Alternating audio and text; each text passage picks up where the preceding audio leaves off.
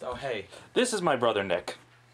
He just got home from Christmas break, and my sister made him watch the pilot of Glee. Yeah.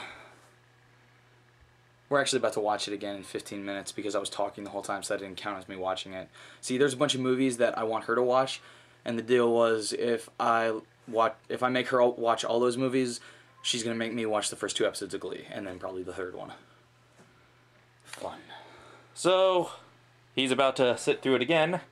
But fortunately, I recorded him talking through it the first time, and you are about to see that. Oh joy. Get out of my face. Hey, what's up? So, I was recently informed that this bitch is the main character of the show. Immediately after I had shouted that the show did not need this character. So, this is off to a good start then. Stephen Tobolowsky, the thing about him is, he's actually one of the few character actors who's still around. So when you think about it, he shows up and everything, and you're like, hey, it's that guy. Kind of like Walter. Could you really have to turn it that loud? I can't hear it. Tell you what, I'll tone down the commenting if you turn down the volume. All that to say, this show is slowly sucking my will to live. I'm hoping it gets better. So you're supposed to like the redhead, though. You're supposed to like the redhead. Why'd you have to tell me she was an epic movie? She's a redhead. I would have liked her, probably. You're supposed to like her, and you're supposed to want her and him to be together, so you're supposed to want him to leave his wife. Which is why she was checking out his ass right there, so that you'd want them to be together? Yeah. Okay. And I'd rather see him as Abed's father than the principal in this. If we show at Regional's Glee stays. If not, the bar is open in the auditorium. What is it with you and Wait, they have a bar in the auditorium? That can't be what he just said, right? Then I guess you got nothing to worry about. They're taking the bar test. Oh. Lawyers. He's not. Sorry, I'm half watching. But that lamp in the background is distracting me. It's gotta have some mise-en-scène significance, but I don't think it does. Like when something that glaring is in the background of your shot, it's just shouting, I'm a visible divider, but it's not dividing him from anything. I feel like it's the girl from Paris. Dyslexic. What girl from Paris? Claire's mom. Oh, her natural mom. Yeah. Someone looks beautiful today. I didn't like her. Thank you. She was kind of a bitch. She's a bitch in this too. Oh, see, that was a good use of mise-en-scène. If you get this shot when it cuts back to her, see, she's being likened to the owl in the background. Because, as is clearly known, owls turn their heads all the way around instead of moving their eyes, because their eyes can't move. And that is obviously akin to the fact that she is trying to turn his neck all the way around and slowly kill him. No, they had. Please tell me they make some joke about sexual harassment coming up, because he's about to peep in on him at the shower, and that's just fucking creepy. It looks like he's falling in love with him, please. Could you tell me they make some joke about that? Moment of my life. And it's the only easy joke they don't go for. It was at that moment I decided to do whatever it took to make my mom proud of me, make her feel all her sacrifice was worth it. Oh god, his motivation is the mommy motivation? Really? Really? After school. Because his dad died in Iraq. Mommy motivation.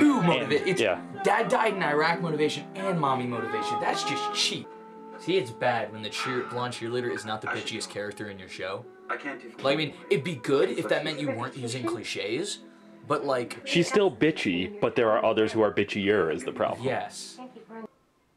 I'm sorry, so what's happening? You think this is hard? I'm living with hepatitis. That's hard. Drive-by Jane lynching. That actually works as a verb. Jane lynching. Sounds more violent. Well, no, actually, it's about on par, and I gotta think about it. So, I got tickets to Monster Trucks this weekend. That's a dude from Stuff, right? He's kind of like the poor man's Ed Halfstack. You know every time you ask me Not Ed Halfstack. Why did I say that name? Nighttime? The guy who looks like Larry Miller but isn't. I'm just not interested in dating you. The guy who plays Todd Packer. Yeah. So he's a poor man's Larry Miller. They're unavailable, so I have to do it. But it's weird because the poor man's Larry Miller gets bigger and fatter. Like, you know, how fried chicken is cheaper than, like, you know, really healthy food. Mm. You know? He's the fried chicken equivalent of Larry Miller. And then this dude is even fatter. So this dude is the Chicken McNuggets version of Larry Miller. He's the boneless wings version, except boneless wings are delicious. That doesn't count. Yeah. He's the Soylent Green equivalent of Larry Miller. If you chopped up Larry Miller and fed him to Charlton Heston, what he crapped out would be this actor. Really? I really don't know what you're talking about anymore. I'm sorry, I'm doing anything to not actually watch the show, so my mind's going on random tangents. We got that wheelchair kid inside. We're gonna flip it. That was the most honest sentence in the show. It's not, we got character's name, it's we got the wheelchair kid inside. Because that's all he is. You know what would have made the show awesome? If what happened was he decided of his own volition that he wanted to join Glee Club, and they all treated him like the nerd because he was a jock. Because if he did it that way, then, I mean, first of all, it wouldn't be cliche, and that'd be such a fun opportunity. Like, that would be wish fulfillment for so many Glee Club kids everywhere watching the show, being like, ha, ha, yeah, who's the nerd now? Like, it's not like, oh, we accept the fact that he is above us and he gives us worth by joining our little club. It's, no, you're actually beneath us, so work your way up from the bottom, bitch.